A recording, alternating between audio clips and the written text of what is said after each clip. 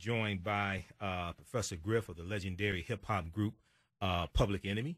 The 30th anniversary of one of the greatest hip-hop albums of all time, It Takes a Nation of Million to Hold Us Back, is coming up. And then also, later on in the show, we'll talk about America's cruel history of separating children, America's cruel history of separating children. We'll deal with a new study shows that America's white population has shrunk for the first time as the nation ages, and this is causing a number of fears. Okay, we'll discuss what's going on behind that also.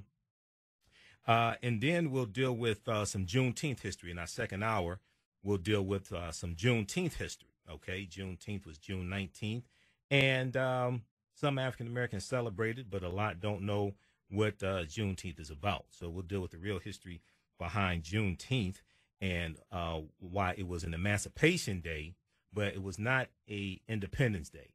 An Emancipation Day, but not an Independence Day. Okay, we'll talk about that as well. All right, and then also protests continued overnight in East Pittsburgh behind the police shooting death of 17-year-old Antoine Rose. Okay, we'll deal with that as well. All right. So on the line we have one and only Professor Griff of the legendary hip hop group Public Enemy. He'll be here in Detroit this Thursday, June 28th, at the Jam Handy, celebrating the 30th anniversary of It Takes a Nation a Million to Hold Us Back. Let's bring him on the air. Welcome to the African History Network show, Professor Griff. Hotep, brother, how you doing today? Hotep, brother, I'm doing absolutely fine, man. I'm here in the ATL. Yes. And I'm glad to be on your show. I think this is my first time on your show. Well, yeah, we had you on when I was doing it on Blog Talk Radio, but yeah, first time here on 9:10 a.m. the Superstation. Okay. Absolutely. Yeah, thanks. Well, look, man, we're looking forward to you returning to Detroit at the Jam Handy coming up this Thursday, June 28th, 7 p.m. to 10 p.m. And so tell people what's going to take place here and why is it so significant? I think it's significant simply because for a socially, politically conscious hip-hop group to have stood the test of time, speaking truth to power since the 80s to present, right. I think it shows young people what elements and ingredients that you probably need to stay viable in this music industry, in an industry that shuns consciousness, in an industry that pushes consciousness to the background. There was once upon a time labels refused to sign conscious artists because they were banking that gangster rap and thugging and pimping and hustling and all that kind of stuff will be the thing that would herd young black men and women into prison. Right. Because some of the same people that ran the music industry invested into private prisons. Yes. So when conscious hip hop was on the scene, it checked that kind of behavior and that kind of thinking and that kind of madness. Right. It's significant because there's things on that album that spoke to what's going on today, and that was 30 years ago. You can almost use that and lay it. How you doing? Peace. You can almost listen to the album now and say, "Oh man, that's going on right now." Exactly. So the album debuted June 28th, 1988, 30 years ago. June 28th, 1988. Mm-hmm. And from my understanding on this, XXL Mag has an article about it, but they talked about how Public Enemy channeled Marvin Gaye's iconic album, Let's Get It On, while constructing and recording It Takes a Nation of Millions to Hold Us Back. Okay, talk about that. What was significant about Marvin Gaye's Let's Get It On? Well, it was not only Marvin Gaye, and it's funny that you have to watch the language that they use. Mm-hmm. The language that they used in this case was right on point. We channeled energy. Yes. And a lot of people may look at that as witchcraft. A lot of people may look at that as like voodoo, voodoo. Okay. You understand what I'm saying? Right. Of course, we had to channel energy because we were sampling certain artists. Mm-hmm. We were listening to certain artists. morning, noon, and night because it was the sound that we was trying to create at that particular time. And Marvin Gaye just happened to have one of those ingredients. And of course, you know, that's Detroit. That's Motown. Right. You understand what I'm saying? Right. Marvin Gaye wasn't the only Motown artist that we sampled and put in our songs. If you listen to Welcome to the Terror Dome, we had 20 samples on that one song. You understand what I'm saying? Wow. Because we had to speak to the souls of black folks. Okay. Yeah, and Marvin Gaye was one of those artists that did that. Stevie Wonder, Gladys Knight. You understand what I'm saying? Right. These are some of the artists that spoke to the souls of black folks. Wow. And that's a reference right there. It sounds like the Dr. W.B. Du Bois. You know, just dealing with that book and, you know, dealing with a time period as well. Okay. Well, you know something good, brother? Yes. While we were listening to Marvin, we were studying Frantz Fanon. While we were listening to Marvin, we were sitting down at the feet of Dr. Amos Wilson and Dr. Francis Cress Welty. Yes. While we was listening to Marvin, you understand what I'm saying? Yes. On Let's Get It On, we tapped into the frequency and the vibration of what the Panthers did before us. Right. So we took on the look. We took on had ingredients of the sound in our music, and then we came spoken truth to power. You understand what I'm saying? Yes.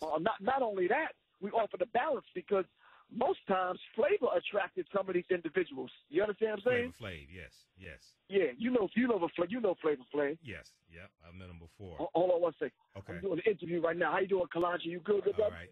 We're speaking with Professor Griff of Public Enemy for those who's tuning in. All right, cool. And he's going to be here in Detroit Thursday, June 28th, 2018, 7 p.m. to 10 p.m. He'll be at the Jam Handy, located at 2900 East Grand Boulevard in Detroit. The Jam Handy, 2900 East Grand Boulevard in Detroit. Get your tickets at DetroitisDifferent.com. Order your tickets there, DetroitisDifferent.com. Along with them, you're going to have Kyrie Frazier, who'll be performing. You have the Black History 101 Mobile Museum and Professor Khalid El Hakim. He will present with special artifacts of the Black History 101 Mobile Museum memorabilia and music from Public Enemy as well. You also have hip-hop performances from Mahogany Jones as well. So now, Professor Griff, what exactly are you going to do this Thursday at the Jam Handy, you yourself? You know, I was talking to Colin because we've been traveling now for the last 13 years together. Yes. And I said to Colin one day when we was on the phone several months back, I said, man, you know what we should do, man, since the group is not going to get together to do a celebration of these 30 years. I said, man, we need to go to Detroit. Yes. And we need to book a venue and just let people come and just have an open mic and let people do the Public Enemy songs and let's hear it from the people and find out what the songs meant to the people. Right. It's easy for me to come. Right. It's easy for me to come and lay it out. Right. You understand what I'm saying? Because I kept the vibration and the spirit of the mindset of Public Enemy going. You understand what I'm saying? But what about the people that is affected? Yes. You understand what I'm saying? Some cats are like, yo, Griff, man, I heard your stuff when I was in jail, man. When I came out, I was like, man. Right. You understand what I'm saying? Right. Some producers was like, yo, I was in the studio doing some rough, rugged, and raw kind of gangster thugging kind of stuff. But when I heard y'all stuff, I said, yo, I gotta do this, man. These brothers are putting it down. So yeah, I wanted to hear it from the people. Khaled said, you know something? Let's make that happen, man. Absolutely. So Khaled El Hakim hooked up with a few people in Detroit. And some people say, well, why Detroit? Why not New York? I said, yeah, New York, yeah, but that's typical. People would expect that. You understand what I'm saying? There's some rough, rugged, and raw MCs in Detroit now like I've never heard before. You understand what I'm saying? Wow. Detroit is gutsy, man. Detroit is just one of those real unique kind of places. And I said, yeah, it has to happen in Detroit. I could have easily done it in Atlanta. Right. And save some plane fare. You understand what I'm saying? Right. But I'm like, nah. Because you're already there. Yeah. Well, Detroit is different. Detroit is different, and you can order tickets at DetroitisDifferent.com. DetroitisDifferent.com. Order tickets online. Once again, it's going down this Thursday, June 28th, 2018, 7 p.m. to 10 p.m. at the Jam Handy, Handy, the Jam Handy, 2900 East Grand Boulevard, Detroit, Michigan. It's the 30th anniversary, celebrating the 30th anniversary of It Takes a Nation of Millions to Hold Us Back, okay? And I know on that, one of the, really, really popular songs on that album was "Don't Believe the Hype." Okay, and I remember watching those videos, man, back in the day, back in 88, 89, 90, a Public Enemy, "Don't Believe the Hype." You know, let me ask you a question, man. I remember, I think I told you this. I think it was last year, year before, man. I saw you and Public Enemy perform on the Tonight Show with Jimmy Fallon. I think it was Jimmy Fallon. And I was watching it, and I said, "That's Professor Griff. I know that guy." And then you also were inducted into the Rock and Roll Hall of Fame within the last couple of years or so. You know, being in a conscious hip hop group like that, right, and impacting so many people across different genres, what is it like to have participated in something like that and still be together, still being able to perform? I think you know something. Even though we're at war for the hearts and minds of our people, yes, I think the powers that be still have to recognize greatness when they see it. Yes, Jack Johnson was the heavyweight champion of the world before it became popular. You understand what I'm saying? Right. But at the same time, they had to recognize greatness. Jack Johnson created, because he was an inventor. He created this thing called the wrench. White people were so racist they called it the monkey wrench. Right. Because they were disrespecting Jack Johnson and his invention. But nonetheless, they still had to give it up. He still owned the patent. You understand what I'm saying? Right. They still have to give it up and recognize greatness, and that's just real. Right. That's just real. So walking across that stage, well, I do have to be very honest. When Chuck first told me, we was on a tour bus. And I'm like, "For real, dude?" He said, "Yeah, I'm serious." I said, "For real? Like me?" He's like, "Yeah, you." I'm like, because you know they had me in the scope, man. When we first came out, they was like, "Okay, we can understand Chuck. We understand that the silly clown dude, Flavor Flav. We understand all of that. We just don't understand these soldiers carrying Uzis, and we don't understand the little guy in the red beret. What's all that about?" We used to Negroes buck dancing on stage. We used to dancers coming on stage and jugglers, and and it's like, no, since they got something different, they couldn't. It took them a couple of years to even understand it. First of all, exactly. So by the time it takes the nation of millions to hold us back came out, it was too late. We had already reached the brothers in the prison, the brothers in the drug traps, brothers and sisters in the streets. We already infected them with truth. You understand what I'm saying? And if you listen to some of them songs, it's laden with information coming from our scholars. It's Dr. Francis Cress Welsing, Ava Muhammad, Elijah Muhammad, the Honorable Minister Louis Farrakhan, Malcolm X, Muhammad, Jesse Jackson, Malcolm X. I mean, I can go on and on. Right, exactly. And I remember listening to that, man, like in high school and college. And, it was Public Enemy. These were one of the main groups that helped to elevate my conscious level to direct me towards studying African history, African-American history, to demystify Minister Farrakhan, that introduced me to Sister Soldier. That's another thing, So you hear this conscious sister who's educated talking, and I remember hearing Sister Soldier. I think, if I remember correctly, I think I heard her before the X-Clan. So I hear Sister Soldier, then I hear the X-Clan, and you got ISIS with the X-Clan, and I think it was Queen Mother Rage, or they had some other women. So, she was like a precursor even to the conscious women in the X-Clan. So it's just blowing us away, So, and then lastly, because we're coming up on a break here, one of the things that I remember about Public Enemy, and one of the interviews or something I remember you all talking about, you all were not anti-white. You all were not preaching hate. You were talking about empowering African Americans, black youth, things like this, right? And if I remember correctly, at one point you all talked about how you have like white youth and white fans as well. Is that correct?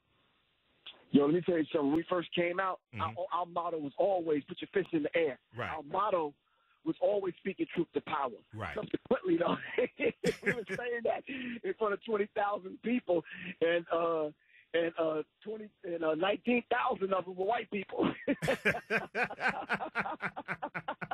Wow. But you see how the creator worked? Them same whites now grew up and voted for Barack Obama. Right. The whites now grew up.